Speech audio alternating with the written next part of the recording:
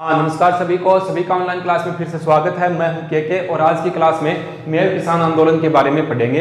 पीछे की जो क्लास हुई थी उसमें मारवाड़ किसान आंदोलन के जो भी महत्वपूर्ण पॉइंट थे वो मैंने सभी आप लोगों को करवा दिए थे। आज बात करेंगे मेव किसान आंदोलन की। मेव किसान आंदोलन जो है कहाँ पर हुआ? अलवर में हुआ। उस समय अलवर रियासत का शासक जयसिंह हुआ करता था और अंत में इस आंदोलन का समाधान करने के लिए उसको देश निकाला भी दिया गया था। अब मेव किसान आंदोलन जो है इसका नेतृत्व किया था मोहम्मद हादी ने और उसके बाद में चौधरी यासीन खान इसका नेतृत्व करते हैं। क्यों हुआ ये आंदोलन? वही बात है, कर वसूली, लगान वसूली उनके खिलाफ हुआ था। लेकिन यहाँ पर एक इजारा पत्ती लागू की थी जयसिंह ने। इजारा पत्ती क्या होती थी? जो भी जमीन की ऊंची बोली लगाता था उसी को ही जमीन जोतने के लिए दी जाती थी। तो इस इजारा पत्ती का विरोध करते हैं किसान मेव किसान आंदोलन के तहत। देखो, अलवर के आसपास का जो क्षेत्र था ये मेव जाति के लोग यहाँ पर रहते थे, उन्होंने ये आंदोलन किया था। एक तो इजारा पत्ती थी और एक वहां अलवर के मेव चाहते थे कि हमारे यहाँ भी बांध का निर्माण हो, सड़कों का निर्माण हो। यहाँ पर जो संघ बनाए गए हैं तो उन संघों में सफाई का कार्य हो, पेड़ों की कटाई का कार्य भी हो, साफ सफाई के थ्रू पेड़ कटते ना उस हिसाब से। तो इन सभी कर व लागतें, इजारा पत्ती, बांध निर्माण, सड़क निर्माण, कई मांगे थी मेवों की, वो सभी इस आंदोलन में आएंगी। तो बात करें इसी आंदोलन में, देखो मेव किसान आंदोलन कहां पर हुआ भाई? अलवर में होता है। कहां पर हुआ? अलवर में। अब इस आंदोलन का नेतृत्वकर्ता कौन था? इसका नेतृत्व किया था मोहम्मद हादी ने। नेतृत्व किया मोहम्मद हादी ने। कई जगह मोहम्मद अली मिलेगा, वही है। और बाद में आगे चलकर चौधरी यासीन खान है। चौधरी यासीन खान ये इस आंदोलन का नेतृत्व करते हैं। मोहम्मद हादी के बाद में चौधरी यासीन खान। अब ये मत सोचना कि मेव जाति, देखो मेव जो है ये मुस्लिम संप्रदाय से संबंधित है। मेव वो थे, अलवर का जो क्षेत्र है उसमें मेव जाति बहुतायत में है। ये वो मेव हैं ये जो पहले जाट भी थे और अन्य कास्ट के भी हुआ करते थे, उनको जबरन मुसलमान बनाया गया था, वो मेव हैं। तो उस समय यासीन खान जो है ये जबरन पहले जाटों में थे, फिर इनको जबरन बनाया गया था, तो उस जाति विशेष से संबंधित है, इसलिए चौधरी लगा लेते हैं। ऐसा मत सोचना कि चौधरी यासीन खान कैसे हो गया। मेव जो हैं इनको, ये हिंदू धर्म के थे, इनको जबरन मुसलमान बनाया गया था। तो चौधरी यासीन खान जो है ये मेव किसान आंदोलन का नेतृत्व करते हैं। हाँ, अब उस समय अलवर रियासत के शासक की अगर बात की जाए, अलवर रियासत का शासक, ये कई बार पूछ लेते हैं, अलवर रियासत का शासक उस समय महाराणा जयसिंह था। महाराणा जयसिंह यहां का शासक था। ठीक, अब यहां महाराणा जयसिंह था, इसने क्या किया? एक तो इजारा पद्धति लागू की थी। इजारा पद्धति लागू करता है। इजारा पद्धति क्या होती थी? जो भी जमीन की ऊंची बोली लगाता उसको ठेके पे जमीन दे दी जाती थी। ठीक है, यानी भूमि की, जमीन की ऊंची बोली लगाने वाले को ही जमीन मिलती थी जोतने के लिए। अब इसमें किसानों के क्या हुआ? जो गरीब किसान थे वो ऊंची बोली लगा नहीं पाते थे। वो तो देखो क्या होता, ये कह दिया कि 6 माह के लिए या सालाना ये भूमि जो है ये आप 40,000 रुपए में आपको दी जाती है। अगर अकाल पड़ गया तो भी आपको 40,000 देने हैं। अगर आपकी फसल ज्यादा हो गई, आपकी 60,000 की फसल होती है तो 40 हमारे को दे देना, बाकी आपके बच जाएंगे। यानी वर्तमान में जो जमीनें ठेके पे दी जाती हैं उसी हिसाब से इजारा पद्धति उस समय लागू की थी जयसिंह ने। ठीक, अब मुख्यतः इसमें इन्होंने किया था बांध निर्माण का कार्य होना चाहिए। मेवों ने कहा कि हमारे यहाँ पर बाढ़ वगैरह की समस्या रहती है तो बांध निर्माण का कार्य होना चाहिए, सड़क निर्माण का कार्य भी होना चाहिए। सड़क निर्माण का कार्य, ये कार्य भी पूर्ण कराओ। यहां पर कई संघ बना रखे थे इन्होंने, आगे आएंगे, उन संघों की सफाई का कार्य भी होना चाहिए। तो ये कई मांगे ये भी थी, इजारा पत्ती भी थी।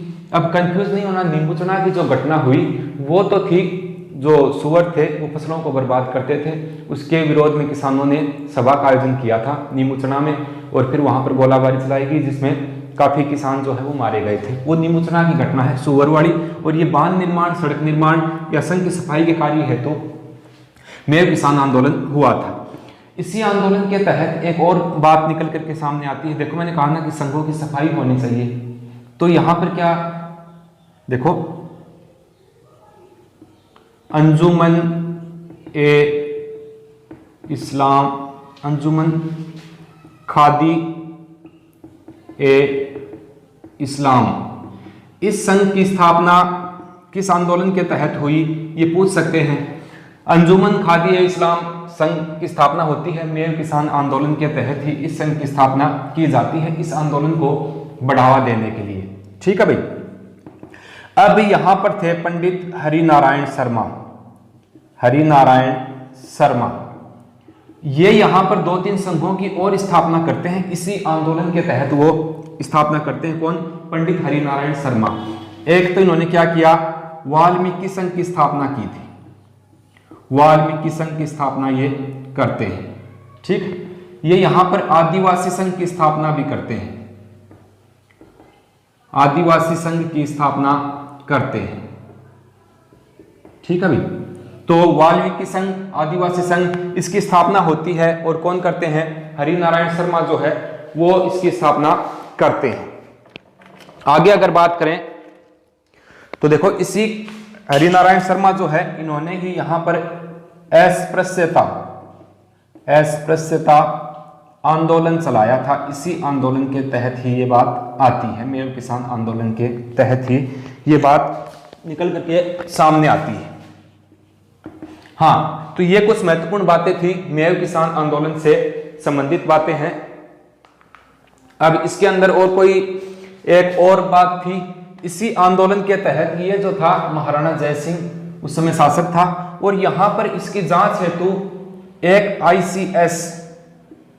आईसीएस अधिकारी था, उसको नियुक्त किया जाता है। आईसीएस अधिकारी वायलिया को नियुक्त किया जाता है, वायलिया को नियुक्त किया जाता है।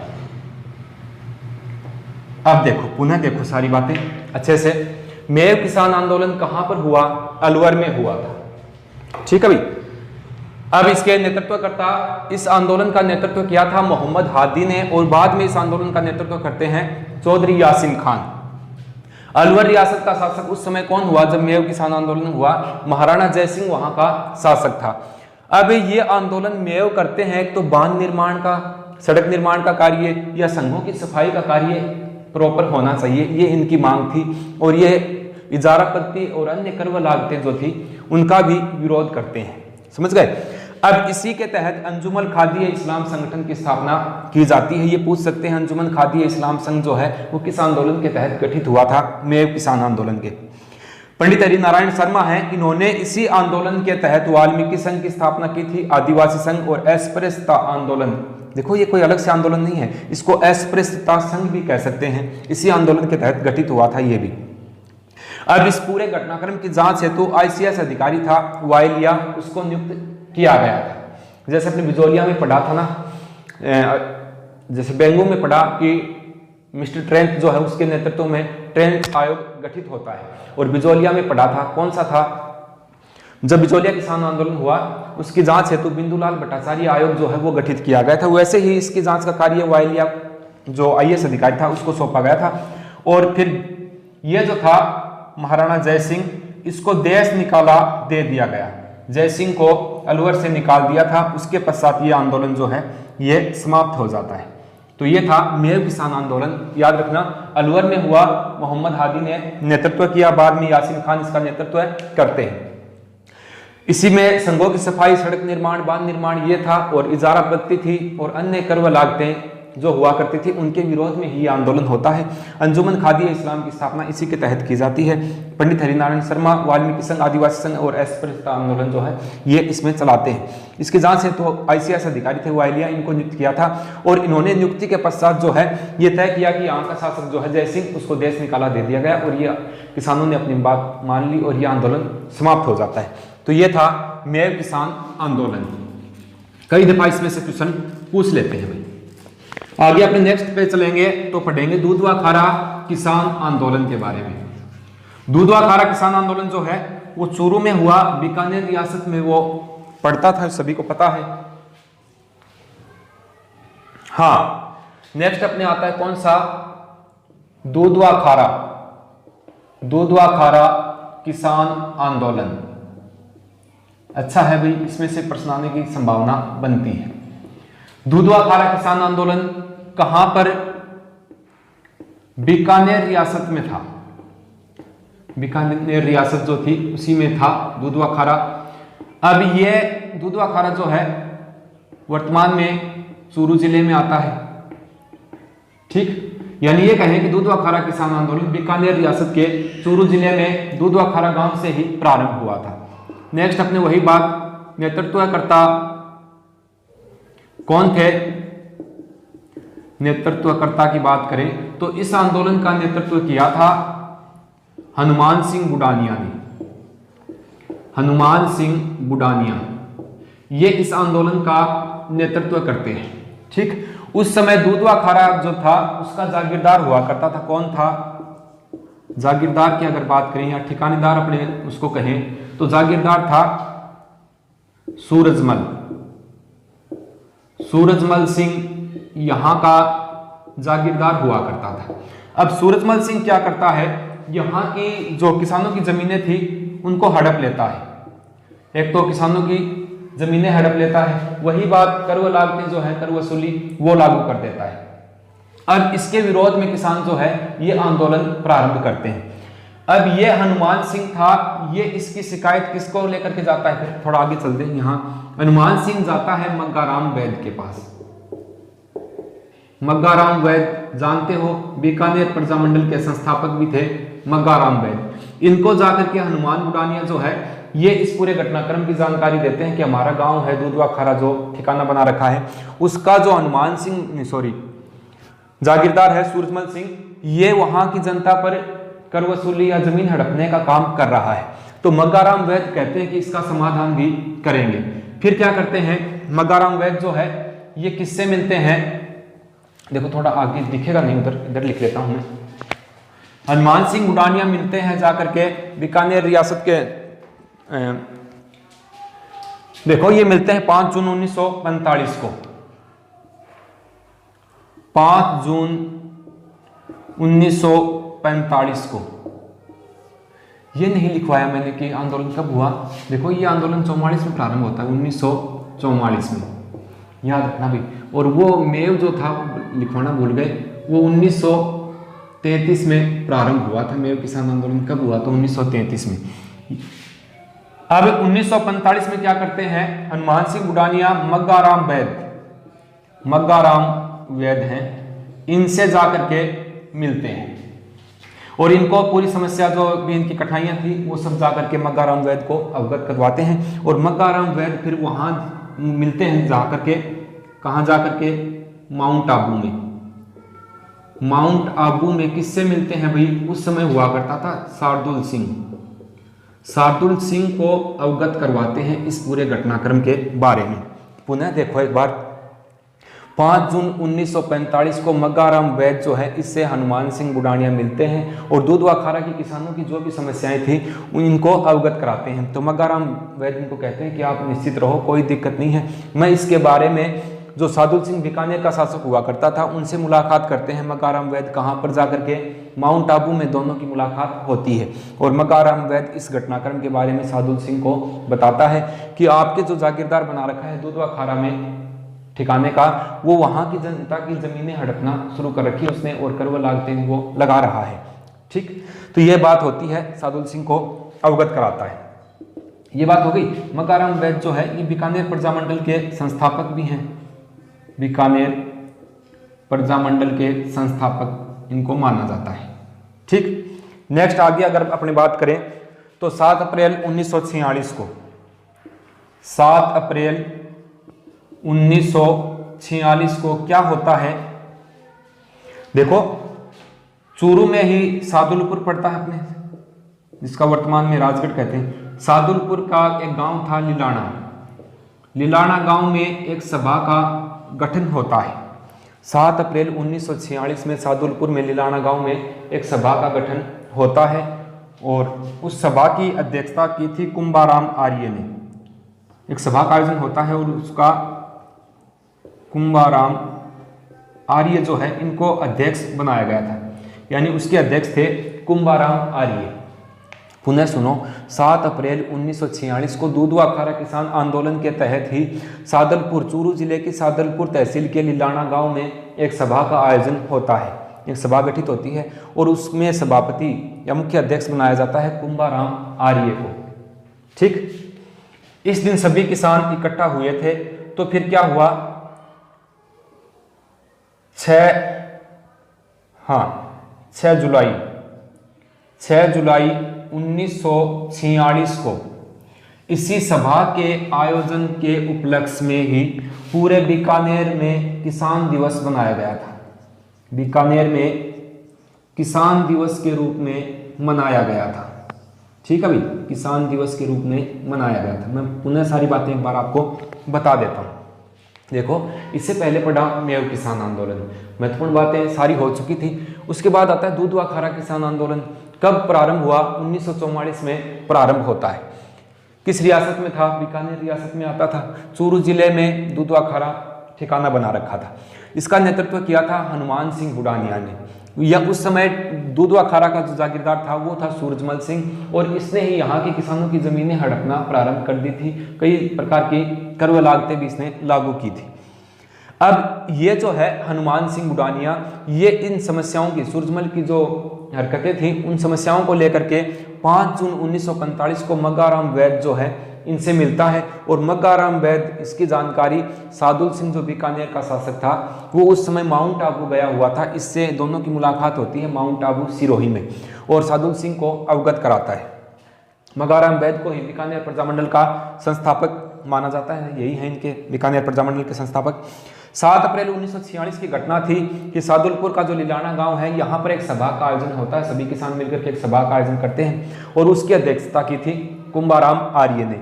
अब ये जो सभा हुई, इसी सभा के कारण 6 जुलाई 1946 को पूरे बीकानेर रियासत में क्या हुआ भाई? पूरे बीकानेर रियासत में उस समय किसान दिवस मनाया गया था। तो ये बात इसी आंदोलन के तहत ही आती है। ठीक है, फिर 1947 में ये आंदोलन, किसानों की मांग जो है वो मान ली जाती है, और ये आंदोलन समाप्त हो जाता है। तो ये था दूधवा खारा किसान आंदोलन 1944, बीकानेर रियासत के चूरू जिले के दूधवा खारा गांव में प्रारंभ हुआ। हनुमान सिंह बुढ़ानिया ने इसका नेतृत्व किया था। देख लिया होगा। नेक्स्ट आगे चलते हैं।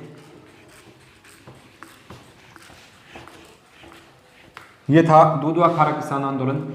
नेक्स्ट अपने पढ़ेंगे डाबी अधिवेशन या डाबी हत्याकांड, या उसी को ही डाबी किसान आंदोलन भी कहा जाता है। हाँ, आगे चलते हैं। बेंगू हो गया था, डाबी किसान आंदोलन की बात कर लेते हैं, महत्वपूर्ण है। नेक्स्ट आता है डाबी किसान आंदोलन।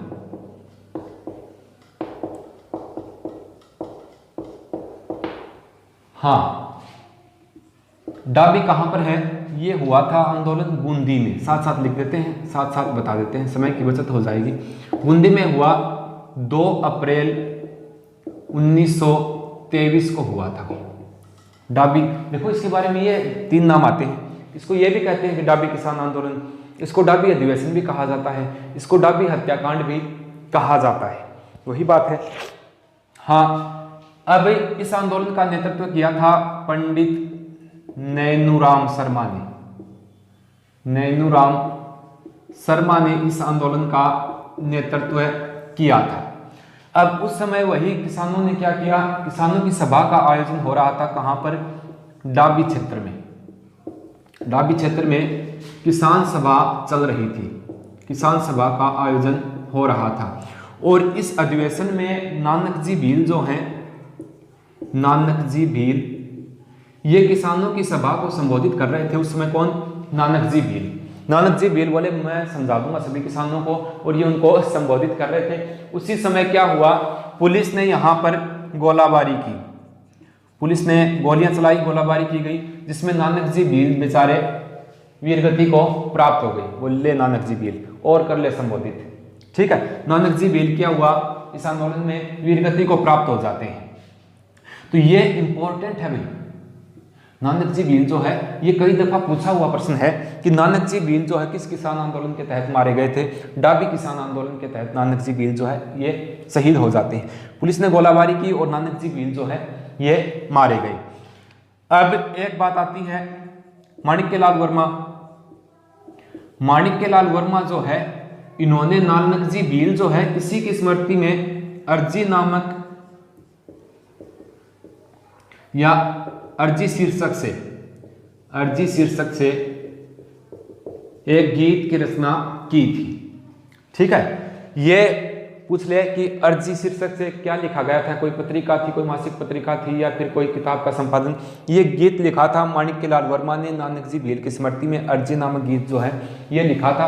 और माणिक्यलाल वर्मा वही हैं जिन्होंने बिजोलिया किसान आंदोलन में जन जागृति लाने के लिए पंछीड़ा गीत की रचना की थी। पंछीड़ा गीत की बिजोलिया आंदोलन के समय, और अर्जी नामक गीत जो है नानकजी भील की याद में माणिक्यलाल वर्मा ने ही लिखा था, गाया था। ठीक, किसानों में जागृति लाने के लिए इसकी की गई थी। अब उसके पश्चात क्या होता है, इसी आंदोलन में अगर अपने आगे चलें तो 1927 में राजस्थान सेवा संघ के माध्यम से किसान और पुलिस या फिर किसान और जो जागीरदार थे उनके मध्य समझौता करवा दिया जाता है और ये आंदोलन जो है ये समाप्त हो जाता है। छोटा सा ये आंदोलन है। सीधा ही पूछते हैं लगभग कि डाबी किसान आंदोलन जो है ये कहाँ पर हुआ था। डाबी स्थान पड़ता है बूंदी में। 2 अप्रैल 1923 को ये आंदोलन होता है। पंडित नैनूराम शर्मा ने इसका नेतृत्व किया था। डाबी क्षेत्र जो है यहाँ पर किसानों की सभा का आयोजन हो रहा था और उसी पर पुलिस ने अचानक गोलियां चलानी शुरू कर दी, जिसमें नानकजी भील वीरगति को प्राप्त हो जाते हैं। नानकजी भील की स्मृति में ही माणिक्यलाल वर्मा ने अर्जी शीर्षक से एक गीत लिखा था और बाद में 1927 में राजस्थान सेवा संघ व किसानों के मध्य समझौता करवा करके ये आंदोलन जो है समाप्त करवा दिया जाता है। तो ये था डाबी किसान आंदोलन। आगे अपने चलें तो देखो आज की क्लास में इतना ही काफ़ी है मेरे ख्याल में। एक नेक्स्ट क्लास और लेके आएंगे, उसमें आंदोलन जो है